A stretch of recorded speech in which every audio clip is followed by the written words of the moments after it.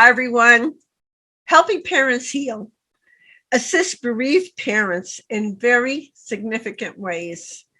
It provides personal and specialized support, tips, and tools for finding hope for those parents whose children have passed.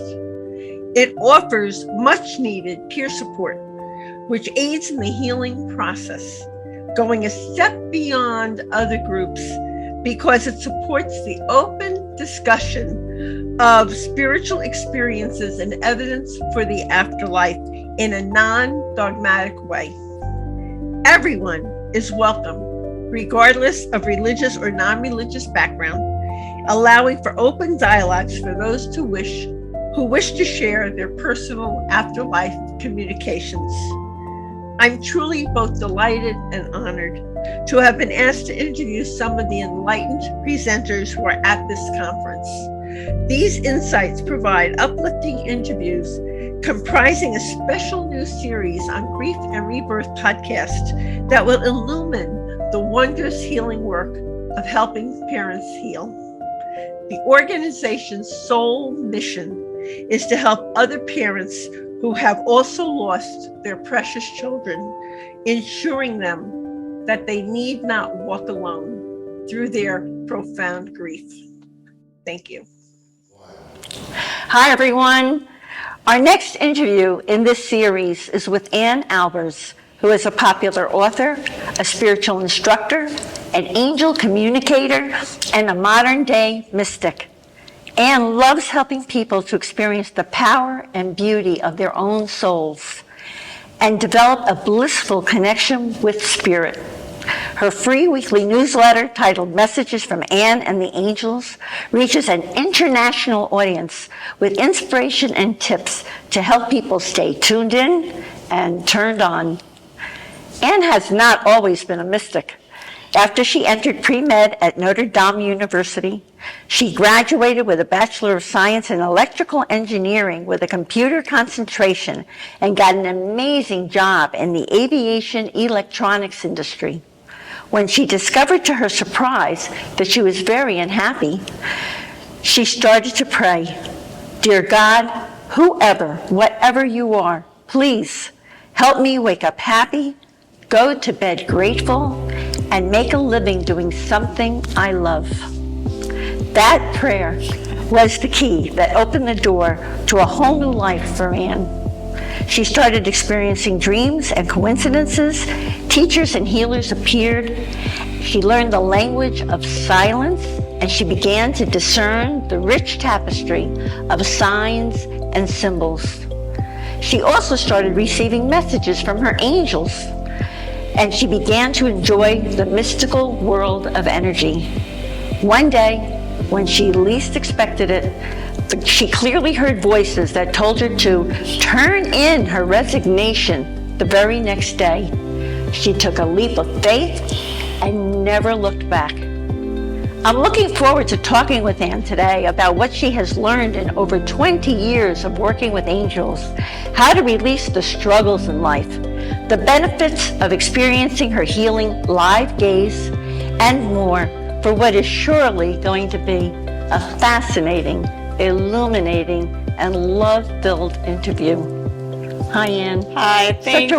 Such a warm welcome. Goodness, that was so sweet. Thank you. Yeah. From my heart. Yeah. Welcome to Grief and Rebirth Podcast. It's We're a so joy to happy be here. Thank you, thank you. Let's help everyone get to know you from the very beginning. Okay. So, in your childhood, did you have any mystical experiences in your childhood that would be a precursor to what opened the door to what's happened for you now?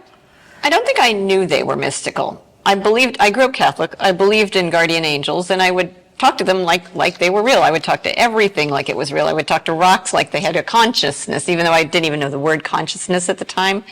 But I would get the feeling that one wanted to move over there, and that one wanted to move over there. And I remember when I was preteen, telling the universe to please shut up, because I felt like everything was asking me favors. Wow. And so, at the time I thought, well, I'm just nuts. I'm just nuts. When I was younger, it felt very real. And then as I became indoctrinated in, logic and reason, it started feeling crazy. So I said, just everything be quiet.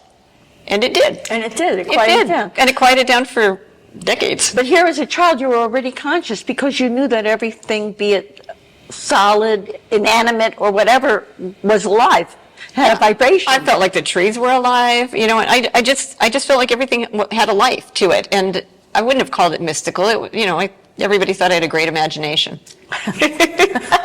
All right, so you were unhappy in your job, and prayer was the key to this whole new life for you. Yeah. Please describe some of those dreams, coincidences, teachers, and healers. They all magically appeared, and what you learned about the language of, this is important, the language of silence, and the rich tapestry of signs and symbols. Okay, well, I'll shorten this because it's a long story, but I started praying, and at first I thought nothing was happening until I was at Changing Hands bookstore, which used to be in Tempe. It used to be a very old bookstore with a nice old wooden upper floor.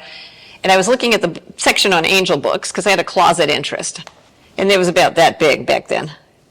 And I picked up this one book. It was called Ask Your Angels, and I heard, buy the book, in my head. I'm not going to buy this book. I'm rational, but I'm curious. And this is before. Well, I was an engineer, yeah. It's a very diehard. You were very left-brained. And kind of cocky about it. Actually, yeah, I'm smart. Anyhow, so I tripped as I was walking away, and I flailed, and I grabbed at thin air, and I grabbed the bookshelf, and I accidentally pulled that book off the shelf. It flips open to the page that says, "You can ask your angels about career or finances." So I bought the book, and I sat there and I just got peaceful. I did the exercises, and I was very upset that I just got peaceful, even though I was type A. Mm-hmm. I didn't recognize. So you're one of these people who just didn't even recognize when you were in a peaceful space. I wanted Moses to talk out of the burning bush. I wasn't okay with the baby steps, but I got peaceful. And then coincidences started happening. I would express an interest in past life regressions. Is that real? And the guy who maintained the printers at my company comes by and said, "You might be interested in this," and plops a flyer on a past life regression class. So these things kept happening over and over and over. And I started seeing what I call symbols. Like just when I was having a thought about spirit, just pondering, I had hawks that would fly next to the passenger or the driver's side window on my car on the way to work. Now, what does a hawk symbolize? Well, I found out later, a messenger. Okay. Native American angel. So I kept seeing hawks for a while, and that was like my angels trying to say we're around. They knew I would eventually research it because I was that kind of brain. And I think we live in this universe where there's such a beautiful coordination that when you wonder about something, when you ask about something, your angels or your dear ones in heaven are trying to find any way they can to get the information to you. So they'll use animals and birds and butterflies and finding coins and songs that come on just as you walk in the store or turn on the radio. So many million ways that they give you little signs and symbols that they're around. Mm-hmm. And when I talk about the language of silence, I'm talking about not just being quiet verbally, but learning to find a quieter mind. Because that's when you hear your soul. That's when you feel energy. If I'm in a mode, and I get it very analytical still, because I do a lot of things. Well, that's like the way you are. My website, yeah, I reverse engineer everything I learn so I can teach it. So I get analytical, but when I'm in that mode, I'm not connected to my body very well. I'm not feeling the subtle feelings. And I might easily be taking a walk and miss all these wonderful signs. On the way here, I was very silent-minded. I was just observing the clouds. It was beautiful. All right, so wait, when you're silent-minded, you got all the noise just in your looking. head. How do you do that? You're not doing it through meditation or anything. I'm just looking at what's there. So you're in the present moment. Yeah, but the way I teach this is so simple. It's not meditating. It's just look at your surroundings and notice them and appreciate them. I can get present looking at that plant because if I look at it long enough, I'm going to see all the different colors in it. I'm going to see its shape. I'm going to start feeling its vibration even. The more you look and observe at your natural universe, the more you're going to start sensing the things that are beyond your normal observation. For example, if you listen to a song in an average way, kind of hear it in the background.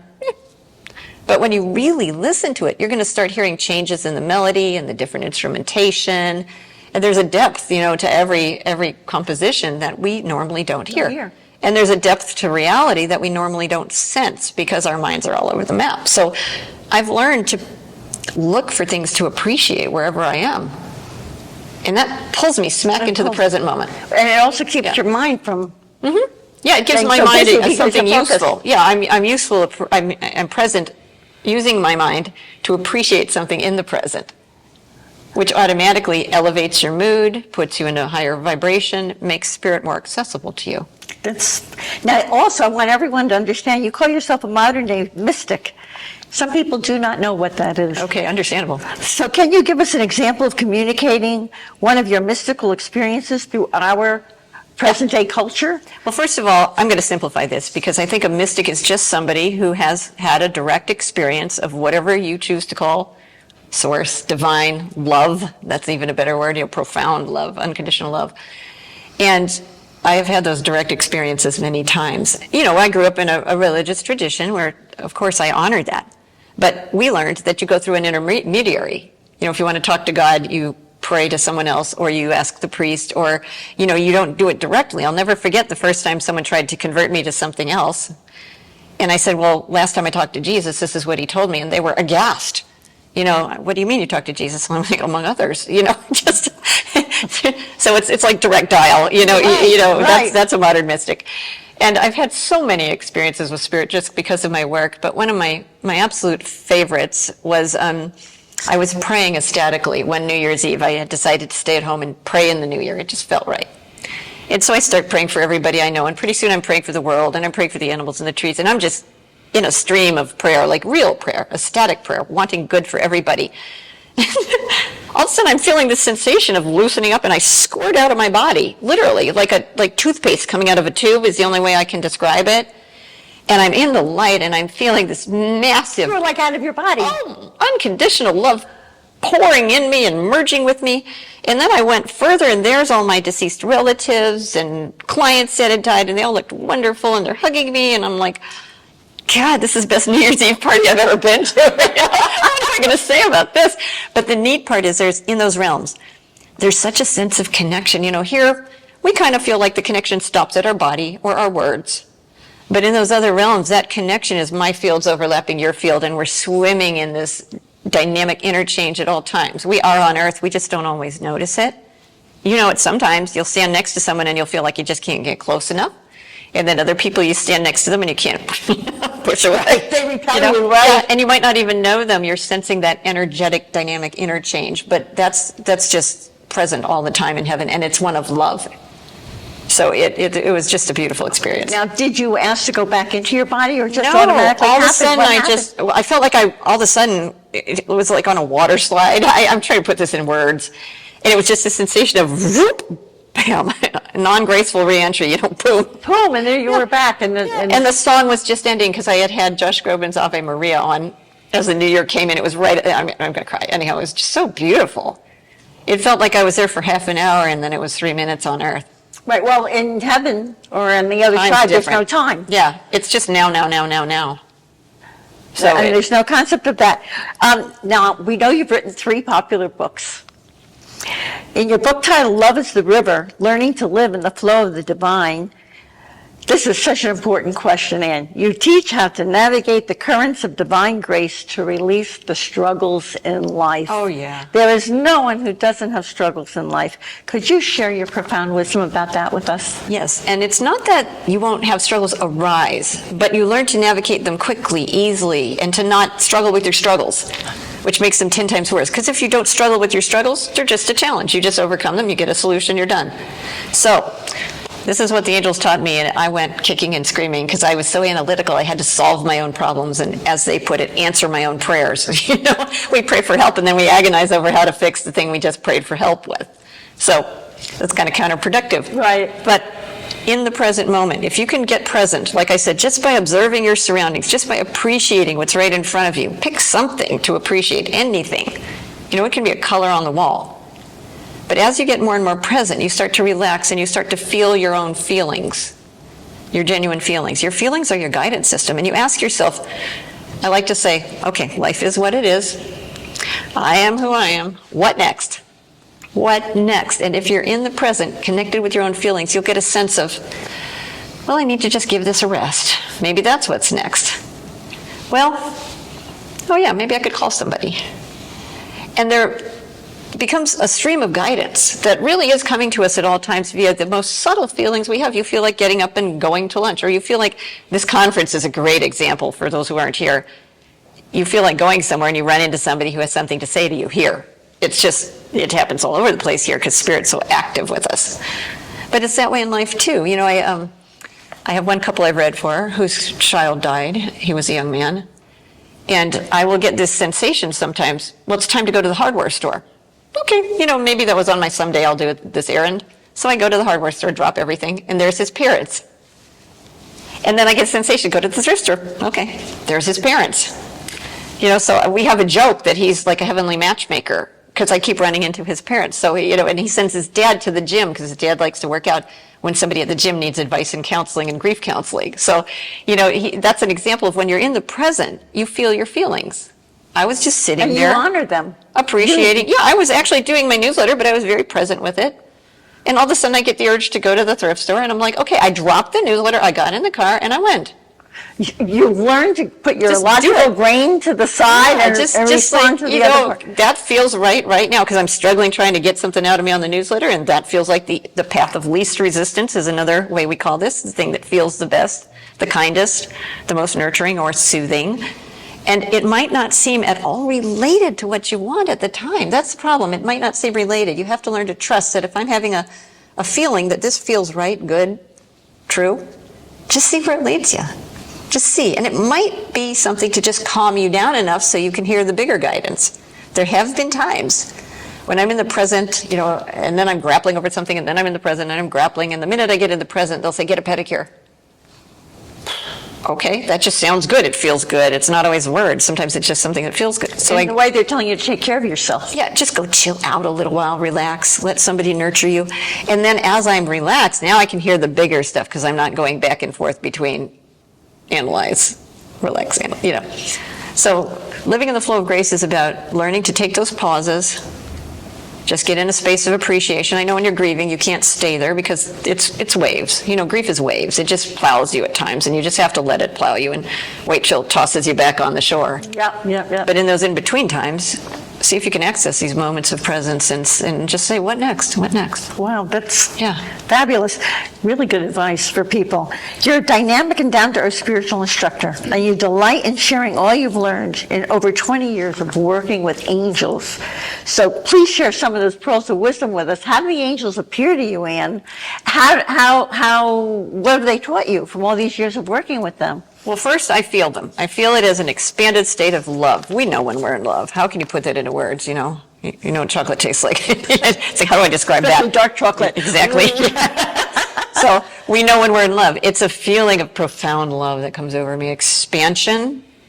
You know, I joke that I like feeling small because a lot of times I feel like I'm a barn walking around because here's the body, but the energy feels way out there. And I feel expanded. And sometimes when you're starting, you'll feel tingles, goosebumps, little hot patches, palpitations. Vibrations? Yeah, vibrations. You know, all sorts of interesting physical sensations. I like to tell people, a lot of the young people like to play with your hair, so you'll feel these weird tingles. I do get that Yeah, sometimes, on the yes. top of your head. So that's how it started. I perceive them, for starters, with feeling. Sometimes I'll visually in my mind's eye see energy. On the rare occasion, once in a blue moon, I've actually seen them appear to me, like physically. And when they appear to you physically, how do they appear? Well, they usually take a form of a traditional angel, you know, a glowing light being, like if a human could be translucent and glowing, that sort of thing. But one of the biggest pearls of wisdom, and this is so simple, is we are loved. We are loved so unconditionally. You can't screw it up. You could be in the foulest mood. You could be the worst person on earth, and they're just remembering, like a parent would remember the goodness in their child, no matter what the child does. They're remembering who you really are. They're holding space for who you really are. So you can be wailing, crying, telling heaven to F off and go away, and I've heard it all. You know, and it's understandable when you're in pain. And they're just loving you, and loving you, and loving you. And your deceased ones in spirit, that word doesn't fit really, but the ones in spirit, they're just loving you. They're not judging you. They're not going back and saying you should have done this or that, or not at all. There's no judgment. No, There's none at all, unconditional right? love. Because death is not anything other than expanding into the true self, in which case the body usually can't survive because it's too big for us. It's That's just a beautiful too way to big for us. understand that. The genie's coming out of the bottle. They still have a spirit body, but they're now connected with this high vibration. And the high vibration, sometimes, unless you've really practiced over the years, it's hard to get that to exist simultaneous with the body. You know, a person has either completed their contract on Earth, perhaps. Maybe they're just tired and they're not wanting to admit it. Maybe they did everything they set out to do before birth and they're ready for the next expanded state of being, which is the case in a lot of young people that die, is they came for one or two things and they got it. And all of a sudden they want an expansion. So death is expanding into the true self. It's not diminishing anyone at all, but they expand into the state of absolute unconditional love. And that's the one thing the angels want people to know more than anything is you don't have to earn our love. So if a person's not been a good person on this earth, say they've hurt a lot of people in their personality, in their body. It's hard, yeah. And they expand now and they go to the other side. There's no judgment, but and they get a life review. Yeah, but there's awareness. See, that's the thing. Judgment's counterproductive, pretty much. You know, say you had a young child and they were being bratty. Well, as a parent, you know they're a good child. And you know that that's not who they really are. But say you punish them. Well, what do? Rebel worse, right? And say you love them and you hold them and you say you're having a hard day. And it's not possible all the time. I wouldn't even ask any parent to do that. But, you know, but suppose you could. And that's really what we get on the other side. Well, there's an awareness there that feels good and that bad behavior didn't feel so good. So when you stand in that love after death, it's a relief for people who have been awful, because I guarantee anyone being awful is not feeling good. They feel miserable. They're torn apart on the inside. And do they do healing when they're on the other side about what happened to them? It's like an instant healing when you get in that light. It's like, oh, I remember who I am. I remember what this is all about. I remember. And then the very next thing is, oh my goodness, could have done so much better. You know, and now I want to help my loved ones. And now I want to facilitate whatever lessons that behavior catalyzed for them, because they understand too that sometimes their bad behavior actually catalyzed massive growth for everybody else around them. And they're now really wanting to help people like get the silver lining out of it. It's so interesting. So they're really, that was something that was new to me, because I grew up in the paradigm of, you know, punishment from the religious versions. And the angels say God, source, is pure love. But when you've been really bad and somebody says, I have unconditionally loved you, how do you do? Now there's nothing to rebel or struggle against. Now you know. Now you have to look at it. Now you have to look at yourself. Now you have to really understand yourself. And they do sometimes have regrets, because who wants to hurt somebody else? Right. Nobody. But quite often they'll have the regret a little bit, but they'll also have it mixed with an awareness that we're in this dance of growth and interaction here that somehow at a larger level will make sense. Is that when they could come back, like reincarnate and come back to If they rectify? wish, they can. A lot of times they'll stay in spirit for a while and work with their loved ones on Earth, because they have a better vantage point, you know. Maybe they don't want to screw up again, you know, they might have tendencies they don't want to bring in again. So they can. For example, I had one lady whose sister died. The sister was in a bad marriage, and she wasn't willing to leave, and her only way out really was, she did not commit suicide, but she got cancer and died. And of course, it's not going to happen to everyone, don't freak out, you know, but it was her way. And the family was so torn apart over this, because they had been there to help her, and she realized in heaven, my whole family had been there to help me transition out of this without transitioning out of my body. And she told her sister, I'm going to be your daughter. I'm coming back in 2 years. And sure enough, the woman had a daughter in 2 years, and it was just uncanny, the similarity. Amazing. Yeah, so that was not the rule, more like the exception. But she was so desperate to try to help her family that she chose to do this. I've heard isolated incidents of things like that. Yeah, it's not as common, but right. it Yeah, happens. but it's so interesting. So now you're going to pronounce it correctly for me. You had an experience with a man named Bratzo. in 2013, and his energy ignited this gift within you, and it had this healing effect. You have this transformative gaze that heals people. It can. Tell us. Okay, so clients had been telling me about Bratzo for years. He's a gentleman from Croatia that stands in the presence of this love and just gazes. And when he surrenders to this love and looks in people's eyes, there have been hundreds of thousands of people who had massive miraculous healings. So Like physical healing, physical, emotional cancer healing? going away, tumors Oh going my away, you gosh. name it. Yeah. And so And is he still alive today, or? he does free live streams a couple times a month. BRACO-TV.me. Oh my That's all. gosh. And So they've been telling me about him for 4 years, and one day I'm at my hairdresser's, and she says, Bronzo was in town, because he had been traveling at the time. Ah, shoot, I missed it. Well, he's still here today, and I had a packed afternoon. I'm like, what do you think, God? Should I go? And I heard go. So I paid her with a wet head, got in the car, went down to this hotel an hour away, and stood there wondering what I was getting into. And when that gaze came through, I saw light emanating from him. And as it touched everyone in the room, I saw the lights come on, literally with my eyes open, which was like, well, Dorothy's not in Kansas. Because I usually see this inside of my head, but to see it visually. And I stayed for two sessions, because that's all the time I had. I went home, and at the time I had wicked monthly pains. Never had them again. Oh, wow. Ever. And the week after that, I'm in a session with a client who is really in a lot of physical pain as well as emotional. And the angel said, you're going to gaze. And I said, what? What? And they said, surrender, surrender, that's it. Because I have practiced surrendering, obviously, for decades. So I just said, okay. They said, surrender and look in her eyes. And I said, you want to do something weird? Just look in my eyes. They say they're going to do something. And she did. You're actually a vehicle now. Yeah. And I mean, it's not all the time, but it's kind of like a mode you go. So I surrendered. And she's looking, and I'm kind of, my awareness was back here, and I felt like the stream of love was coming through. All of a sudden she jerks, and she said, my migraine that I've had for 4 months is gone. I'm like, oh my God. So then they kept telling me to do it, and over time, I just kept doing it at events. I do it more at events now. I was doing it on Facebook. Do you have to do it in person? No. You also doing it like on Zoom? I Online? had been doing it on Facebook. I took a hiatus because my account was hacked, and the angel said, just take a breather, because I'm really packed. So at the moment, it's my old Facebook account has a lot of old gazes, though, and the energy's still there. It would be facebook.com/visions of heaven. So people could go watch the old ones there, and the energy's still there. Tons of them, tons of free education, because I gave a 10-minute talk also. It's good for people to know. But they can go see Bronzo, Braco, look him up, and he is doing them live stream, live, free, no registration, no nothing.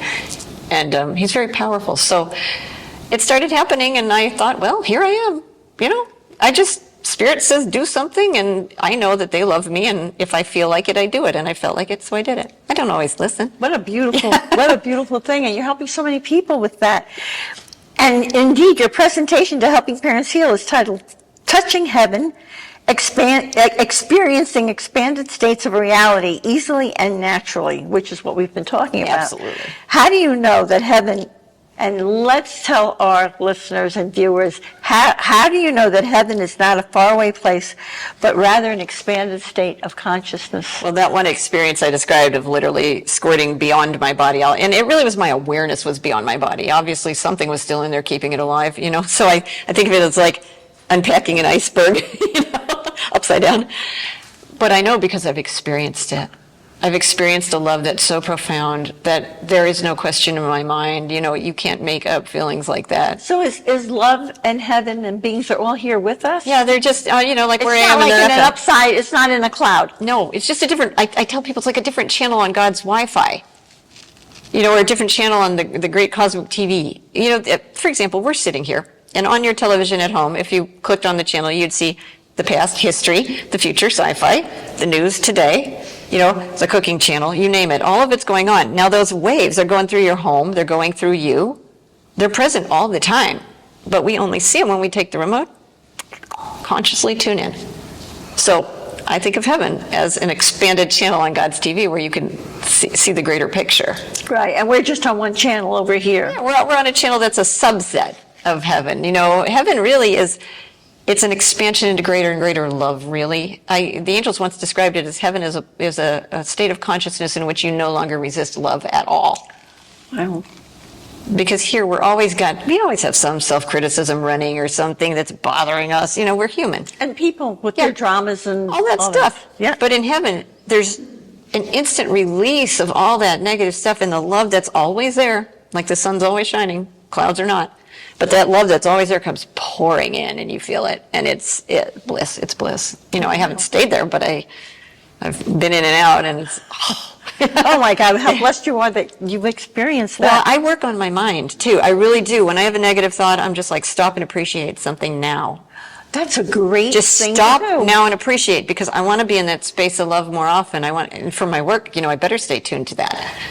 So the minute I have a problem or something that's bothering me, it's like alligator wrestling your mind at times. There are times when we really want to chew on something. Someone's been nasty and you just can't, you're trying not to have a bad replay. But I will make myself, I'm like, focus on something beautiful. I'll never forget once somebody said something deeply hurtful and I was thinking about it while washing my face at night and I'm like, I love my bathroom counters. They're beautiful. And I start going into, that was a good idea to remodel, and I just, and I'm talking silly, but all of a sudden I'm raising my vibration. I'm elevating my mood and you're going to feel really like Pollyanna-ish and weird, but it works. So are you saying that a person's vibration is 100% behind what that person attracts or allows in his or her life? So that we should all be working on raising our vibration? Well, the predominant vibration, the predominant one. For example, if you're mostly in a space of kindness, you'll mostly get kindness back. There's not always, but mostly. And I want to take some guilt out of it, though, because parents who have lost children often feel like that metaphysical reality is that a blaming reality, like you caused this. But that's not true, because we don't cause anyone else's experience ever.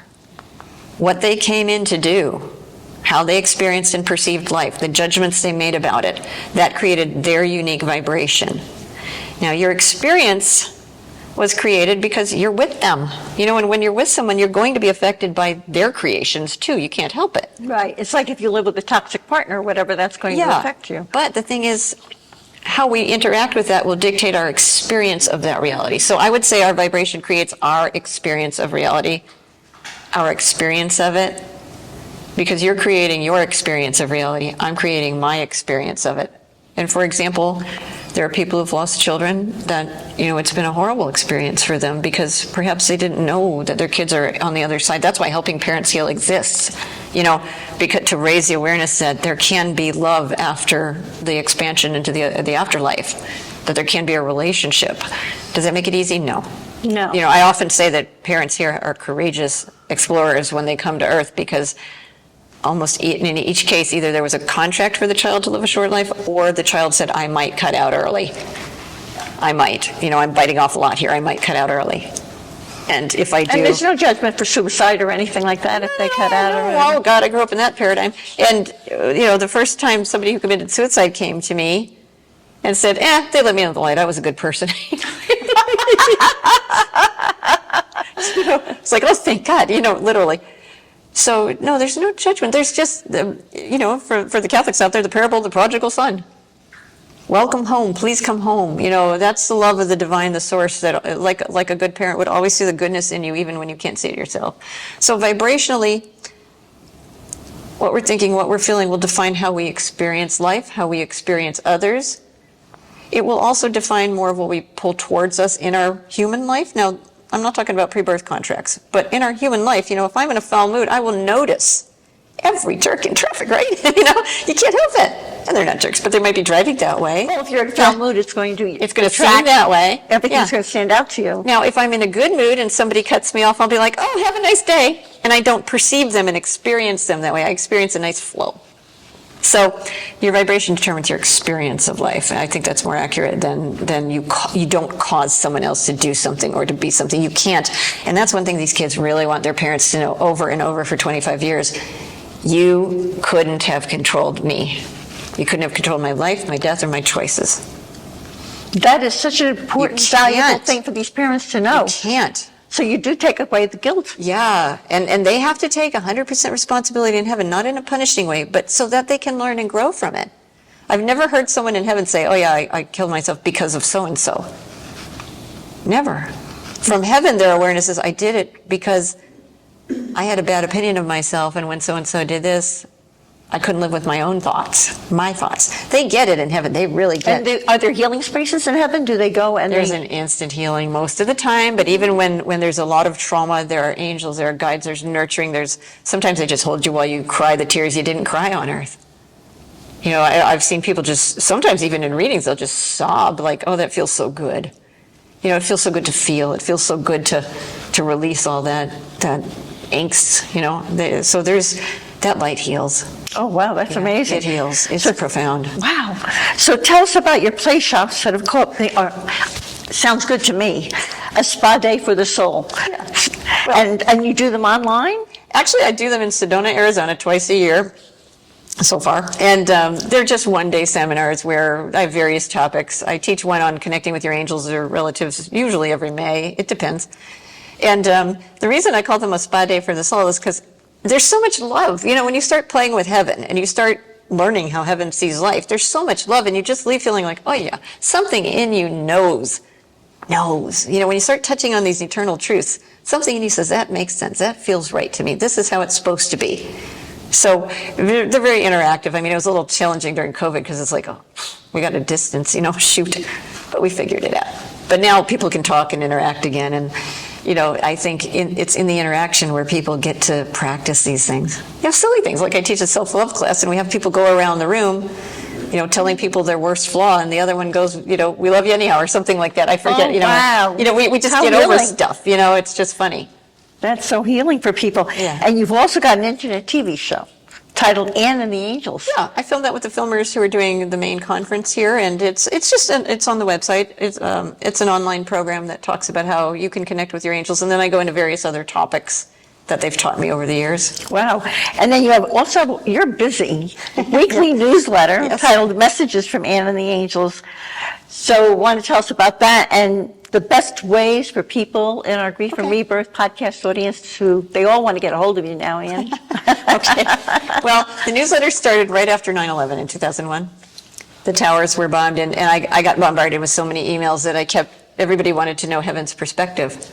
And finally I said to the angels, it's like, my fingers are going to fall off typing, you know, I can't do this and earn a living at the same time. And they said, start a newsletter. And I said, what's that? Okay, this was, you know, before constant contact and, you know. So, I mean, you just had an email list. I found a website where you had to copy and paste the list of the emails in every time you did it, and it had a text box this big, but I would copy and paste a newsletter. And anyhow, thank God it's evolved over time. But so I started writing weekly messages from Anne and the Angels. So I channel a little angel message on whatever they think is important for people to hear, and then I come up with something that I feel is relevant in my own life. And lately, over the last few years, I've included 3 little action tips that you can do in your own life to improve the quality of your life. And that's my labor of love. Oh, that's wonderful. Yeah. I'm sure it helps people, so many people. Well, it helps you stay tuned into something bigger, with, especially now with the world doing its little dance, you know. Cuckoo. Yeah. Yeah, that's for sure. Yeah.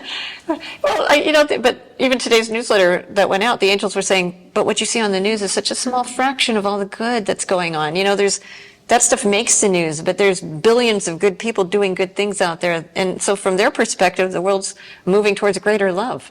I keep hearing Yeah, that. I it keep really hearing is. that we are ascending. Yeah, but the contrast is becoming more apparent, which is why we see the contrast on the news. The more love that comes in, the more those who don't want to act lovingly show up. You know? You know, and then this is about healing that and purging that. Yeah. Anyhow, Visions of Heaven is my website.com. Say it again. Visions of Visions of Heaven. Yes. Heaven.com. Visions of Heaven. And what is the Ann Albers tip for finding joy in life? Stop, breathe, and notice something to appreciate wherever you are. And keep doing that and keep doing that until it becomes a discipline, and you'll turn into somebody that's looking for the good instead of seeing all the bad, because the world will serve you a buffet, the angels like to say. It will serve you a buffet, and the news will serve you a buffet of bad food sometimes, you know. God bless them. But we get to choose. We get to choose what we're sampling on this buffet of life, and anywhere and everywhere you are, there's something you can find to appreciate. Something.